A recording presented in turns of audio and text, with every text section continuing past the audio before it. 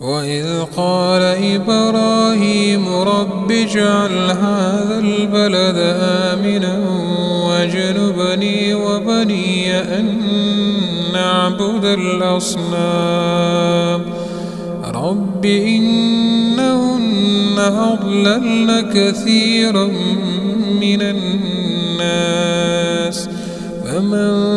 تبعني فإنه مني ومن عصاني فإنك غفور رحيم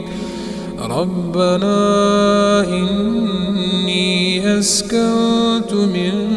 ذريتي بواد غير ذي زرع عند بيتك المحرم ربنا ليقيموا الصلاة فاجعل أفئدة من الناس تهوي إليهم وارزقهم من الثمرات لعلهم يشكرون ربنا إنك تعلم ما نخفي وما نعلن وما يخفى على الله من شيء في الأرض ولا في السماء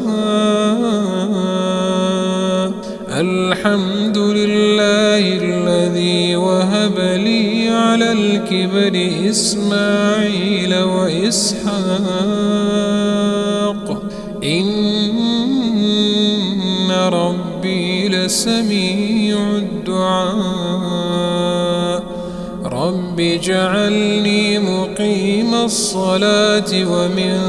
ذريتي ربنا وتقبل دعاء ربنا اغفر لي ولوالدي وللمؤمنين يوم يقوم الحساب.